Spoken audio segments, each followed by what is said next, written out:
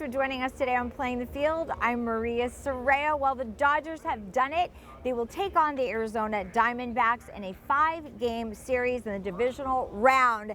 We also have Angels news, Lakers, Clippers, Rams, and Chargers, so don't go anywhere. We'll be right back.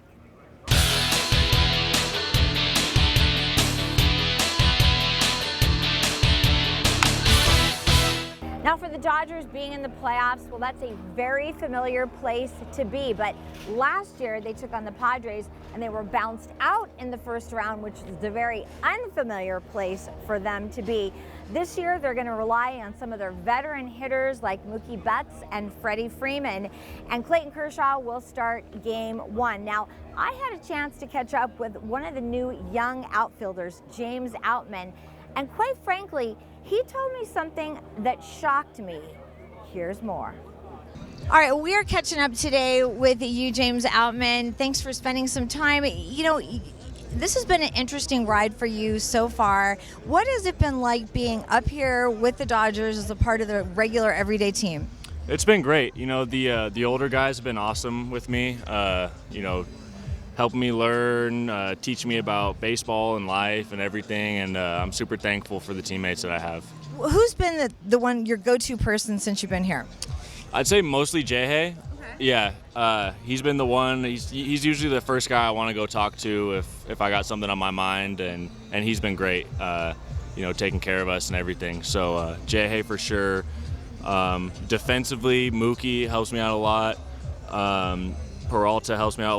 All the outfielders pretty much have been great because we spend so much time together doing drill work and stuff. What's been the biggest surprise for you since you got here, do you think? Like baseball wise or just in general? Yeah, maybe in general, even like something you didn't expect, or I wasn't expecting to get a bunch of free stuff. like, you got to tell us what kind of free stuff.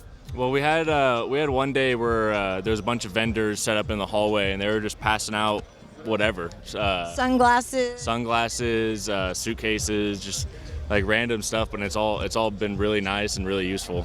It's kind of funny. You start in the minors, you have no money, you have no stuff, and you get to the bigs, they pay you and they give you free stuff. Yeah, you get a lot of free stuff. It's great. Yeah, I'm starting to get to the point where I'm not sure what I'm going to do with all of it. It's so funny. Yeah. You know, it's so interesting because, as you know, the Dodger fans are so passionate and they know everything about all of you guys. What has that experience been like for you getting to know the fans? It's been great. The fans here are awesome. They're super into the game. You know, I feel like we have a sellout almost every single night. And, you know, big market, LA is awesome, beautiful weather as you can tell right now. But, yeah, it's been really fun. From a mental perspective, how are you sort of dealing with the ups and the downs of just everyday baseball? I feel like the biggest thing is everything's just amplified up here. There's just a lot more pressure. But it's still the same game, still, you know, the ebbs and flows of the season are still the same. It's just learning how to deal with it under a microscope. Is there a way to sort of like release that pressure? Do you read? Do you play video games? What do you sort of do to sort of just get away from it for a minute? Read a little bit here and there. Mostly it's just like talking to my teammates. You know, we had a conversation earlier and we're saying like, you know, our teammates' opinions are the ones that matter the most because we're the ones that are spending time with you every single day and stuff like that. So, you know, just building those relationships, I think, helps the most. Are you a social media guy? Yeah, I'm on Instagram. Okay. And do you like to post things? What kind of things do you like to read? I'll post about baseball, Okay. pretty much only baseball. You know, some other like hobbies here and there and stuff, but yeah, it's. I'm not super big on social media, but I'm there, yeah. Okay, so yeah. Northern California, are you a 49er fan or a Raider fan? I'm a Niner fan. Ooh, yeah. Wow. Like from way back, or? Yeah, pretty much. There's a couple rough years in there. My grandpa's a diehard Niners fan. I remember watching the Niners games with him growing up. Back in the Joe Montana days, maybe, or a little after that? Steve Young, maybe? Yeah, I think that was before. That was kind of before your time, maybe. Before my time, but he'll still tell me stories. He used to watch the games on like repeat, and he would mess with my grandma or my other family members and be like, "Hey, I bet you they score a touchdown on this play." and it'd be like a miraculous play. But he already had watched the game prior. Yeah. That's very cool. Have you been to the stadium up there, Levi Stadium? I have not. I've never. Never been to a football game in my life. James, I know. You got SoFi here, and you've got Levi Stadium in Northern. We got to get you to a game this year. No, it's bad. It's bad. I got to go. Absolutely. All right. Well, thank you so much for spending some time with us, getting to know you a little bit, and we'll catch up with you again. Thanks a lot. One more question. Who was your favorite baseball player growing up? Did you have like somebody that you always wanted to meet, or somebody that you looked up to? I wouldn't say I had like one specific one, but like it was always changing. I remember when I was really little, Jeff Kent was like one of my guys. I had a Jeff Kent jersey, like when I was 2. He would have liked that, by the way. Have you ever met him? No, I have not. I remember really liking Omar Vizquel back in my days when I still played shortstop. Eric Burns was another one I liked. Yeah, I mean it really like would always bounce around. It was always probably every couple months I had a new favorite player. That's awesome though, because you can take bits and pieces from everybody that way. Exactly. Well, there's no doubt we need to get James Outman to a professional football game, and SoFi Stadium is just right around the corner. All right, we need to talk a little Los Angeles Angels. They missed the playoffs again. Their record this year was 73-89. And this week, manager Phil Nevin was let go of his duties as manager of the Angels. But there are so many questions that need to be answered. Number 1, will Shohei Ohtani still be an Angel next season? Number 2, will Mike Trout still be on the roster next season? And number 3, will Artie Moreno still be the owner of the Los Angeles Angels in 2024? All questions that we will keep our eyes out for, and we'll bring you the latest as it becomes available. Now, one of the bright and shining stories this year for the Angels was acquiring Mike Moustakas. Anybody that tells you about baseball will tell you this guy eats and breathes baseball. I had a chance to sit down with Mike just before the season ended, and here's what he had to say. You've been here for a short time now. What has it been like just fitting into this clubhouse? It's been a lot of fun. You know, obviously a new challenge getting traded and, you know, getting to know the new guys and them getting to know me. But it's been a lot of fun. It's a great team, a great clubhouse, and, you know, great staff. And I've had a lot of fun so far, and I can't wait to see what happens. You know, you've had an opportunity to play around the league. And so you come to a new place, you get to know everybody. You guys have like 7 new guys in the locker room right now. How long does it take until you kind of gel together?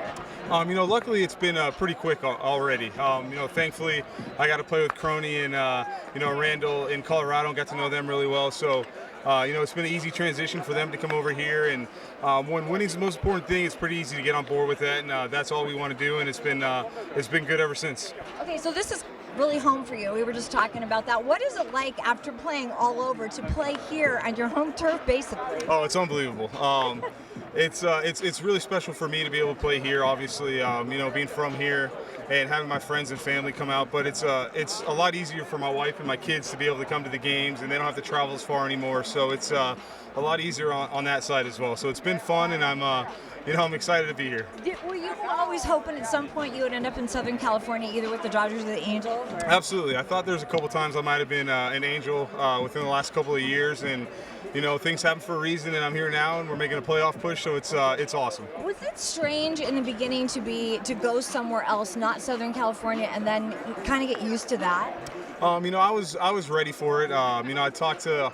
You know, when I was younger, talked to Scott and a bunch of people that have played baseball, and was able to go out and, you know, fit in with the group that I had in the minor leagues, and it was a lot of fun, and it made me the person I am today, so I'm very thankful for that opportunity. You know, in talking to Mark Gubas, Gooby was saying that you are the kind of guy that just eats and breathes baseball. Were you always like that, and when did that start for you? You know, yeah, I've always been like this. You know, I love the game, I love competing, I love being out here with the boys, and I love winning, so I think it started when I was a kid. You know, I always wanted to win. I always wanted to play this game. I always did stuff to, you know, play baseball, practice, whether that be, you know, playing games as a kid or just games we made up. It's always been my passion and my love, and I'm fortunate that I get to do it for a living. And when baseball starts to wind down, that means that basketball is just around the corner. And joining us now is our good friend from Nightcast Media, Nick Hamilton. Nick and I had a chance to go to Lakers and Clippers Media Day this week. Nick, you are the basketball aficionado here. What is the key for the Lakers this season to be successful? Well, you're too kind. I think there's three things I look at. One, obviously, is health. The health of this team is going to govern what they are going to be able to do and how far they're going to be able to go, not just with the regular season, but in making that deep playoff run. Especially and I think, too, from Anthony Davis. yes, I gotta Anthony put that Davis. in. Anthony Davis is definitely a key component. I said he has to play at least 60 games plus in order for them to be successful, because you can't put all that pressure on a 21-year vet like LeBron James. No. And isn't there a rule this year that they have to play in a certain number of games? You have to play at least a certain percentage of time to be qualified for a particular awards that Right. the NBA gives out. Okay. So there's no more load management. There's no more sitting down for games that you're really, quote, not injured. There are some players that are injured, unfortunately, and those are the ones that... He's been one of them. Anthony Davis has been one of those players, so hopefully he stays healthy. Okay, number 2. Second thing is Darvin Ham's rotations. A lot of fans last year questioned his rotation, especially in the third and fourth quarters of tight games. And so I think something that Darvin Ham, hopefully he's realized along with his great coaching staff, that includes Phil Handy, that they have to make sure their rotations are set and make sure they make the right rotations, not just because it sounds nice or it looks good on paper. Right. They have to make sure they have to adjust to whatever the defense is giving the team at the time. So I think that's another thing. And then third, also, I think the young guys, the Max Christies, the Jackson Hayes, the Christian Woods, those are the guys you're going to have to particularly look for to give some quality minutes. I mean, I love the combination between AD, Jackson Hayes, and Christian Wood. I think those three bigs, you finally got somebody. We haven't seen that type of situation where AD actually has some backup since the 2020 year when they won the championship, when they had JaVale McGee and Dwight Howard. They're young, but I think that if they play and they do well, then they have a shot. They absolutely have a shot, especially in the Western Conference. Are they a top 4 team in the Western Conference? No, but they can definitely slide into that 5 spot if they're healthy. And anything could go. I mean, obviously, you look at the first 4 spots in the Western Conference, Denver being the champions that they are, you can't discount them. Right. You look at Phoenix. I love Phoenix. Everybody's sleeping on Phoenix, but I think Phoenix has finally found that depth that they've been needing the last couple of years. And they were good last year, so it makes sense that they're going to continue that on. Yeah, I wouldn't say good. They were decent last year. They weren't bad. This year, if they stay healthy, they can actually be good, because you got 3. You got Bradley Beal, Devin Booker, and Kevin Durant, obviously the most prolific scorer in basketball. So I think that depth with Grayson Allen, you have a guy that can shoot 40% from 3. You have some spacing options that you can have with that bench, and then I think you have a really sound defensive-minded coach in Frank Vogel. All right, now the Los Angeles Clippers. Now, we were there for them, and Kawhi Leonard had some interesting things to say, as he kind of always does. And Ty Lue, I think that he's really looking forward to a solid season from all of those guys, including Paul George. They have to stay healthy as well and stay on the court. This is it. Yeah, I agree. This is do or die. But we say that every year about the Los Angeles Clippers. They have a good team, and then come playoff time, they don't produce. No. This is it, because we all saw reports that they were trying to shop Paul George to New York. We never heard that. We always heard that, the boss was always in favor of Paul George staying in Los Angeles. So the fact to even listen to it or entertain an offer allegedly. Is something that really should pique out the interest of not only the players on the team, but the fans as well.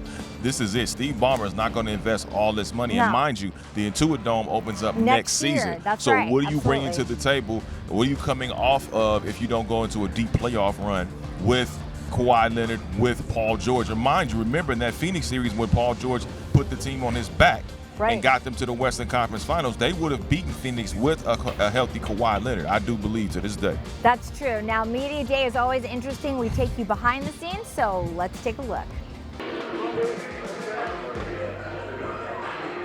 Just being healthy, having a chance to finish, the season with our guys being healthy, that's the first thing that, pops into my mind when we talk about, championship expectations, doing things different, just the health of our 2 best players. And so that's what we're focusing on, having that fine line of just making sure we're taking care of our players first, but also prioritizing some different things as well. So I think just health, and then let's roll it out there and see where it lies.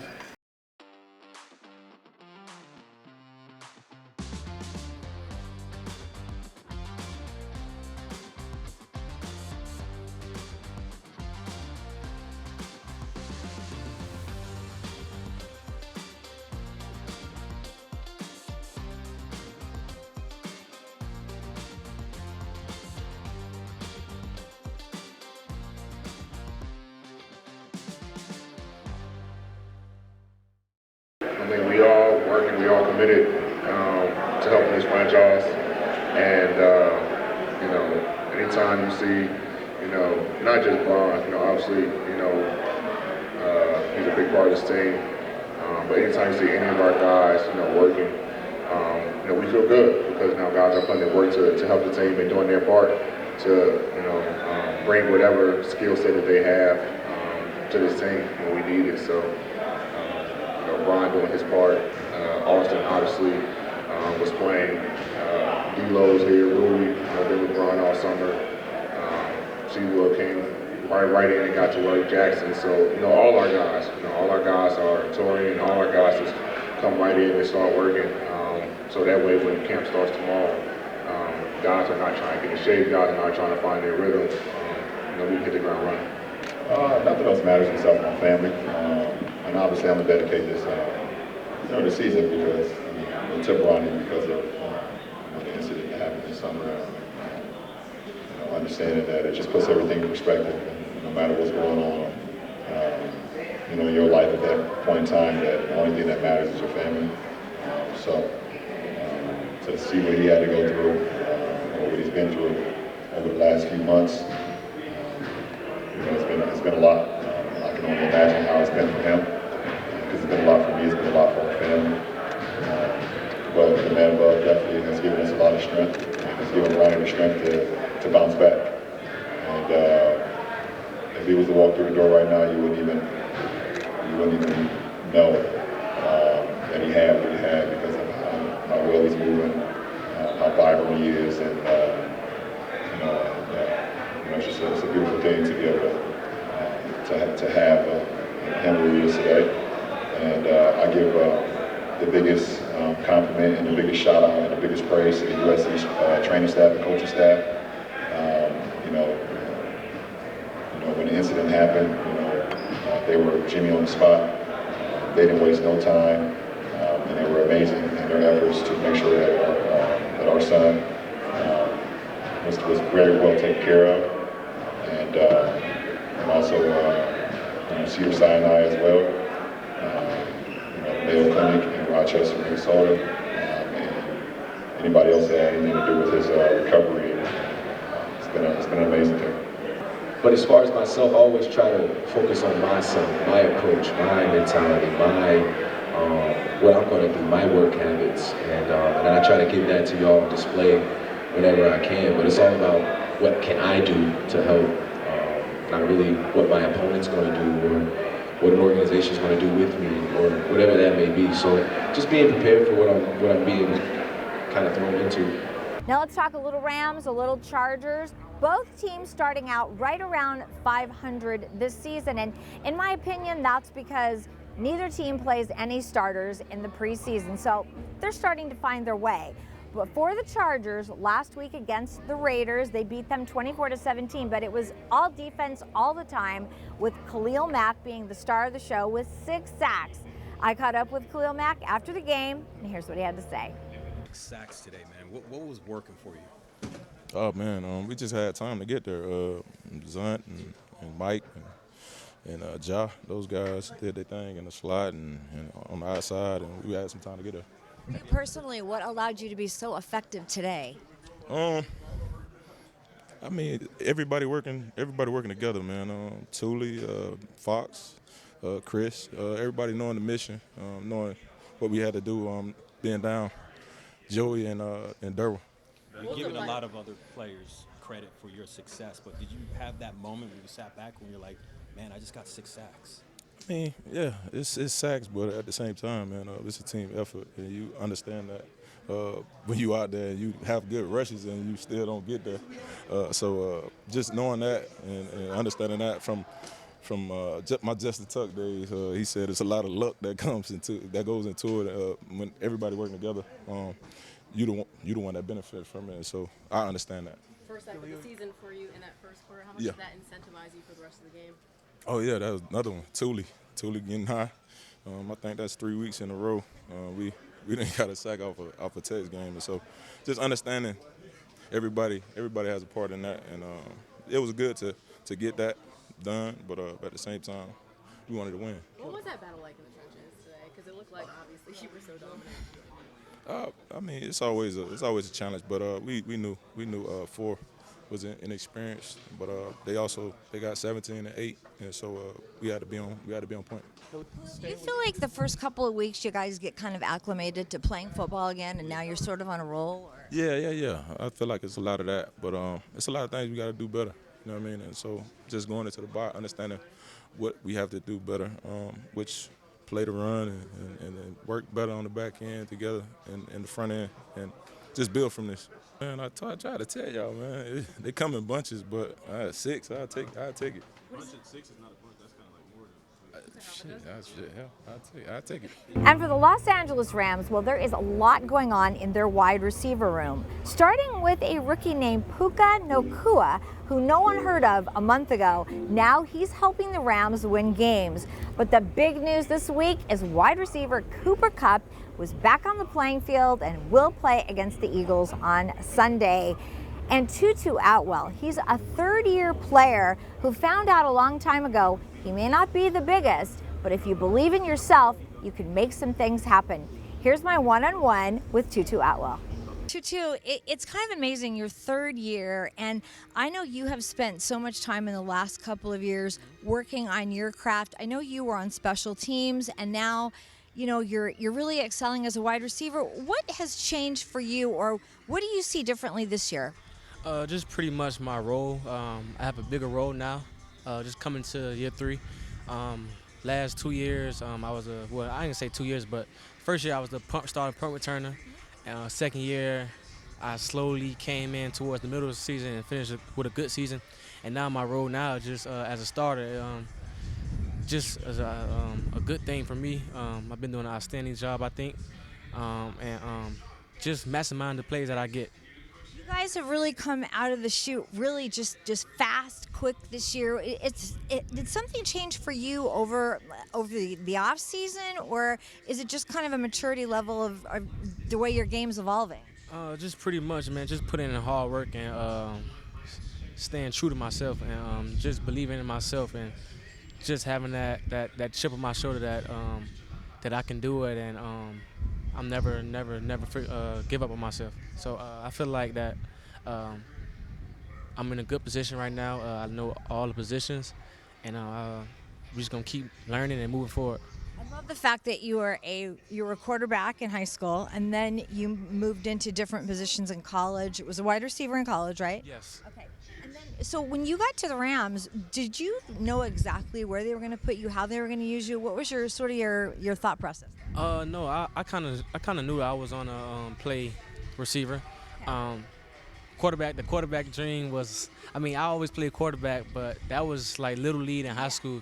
So I already had my mind made up to move as a receiver going into college and NFL. So what was that like? What was that transition like for you? It's so great to learn different positions anyway, but I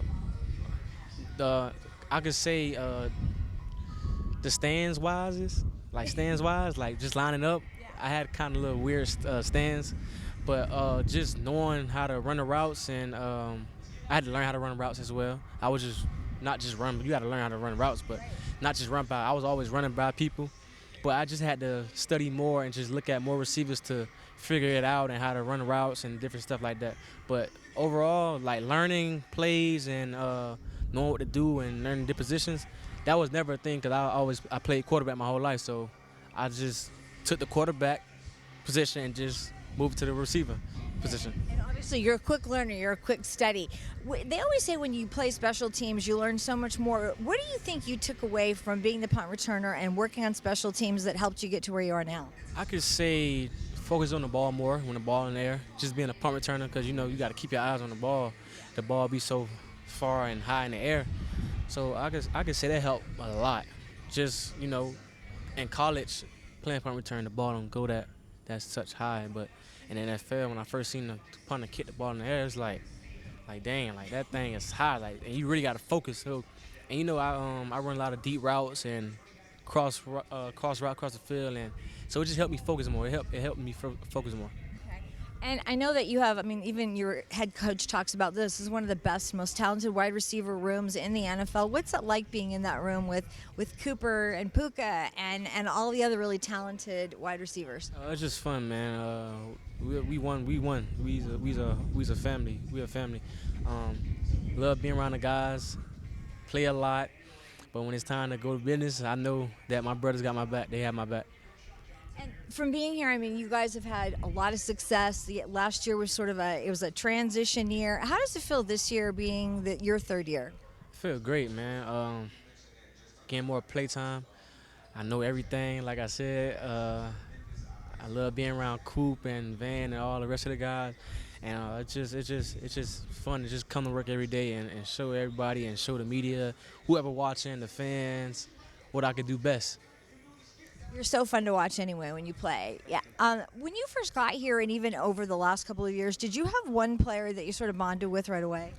When I first came in, the player that I was close to was Van and Cam Akers. Okay. So them two I was the closest with.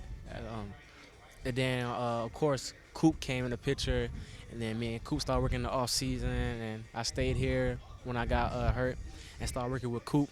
And me and Coop had got close, and now I'm just close with everybody now.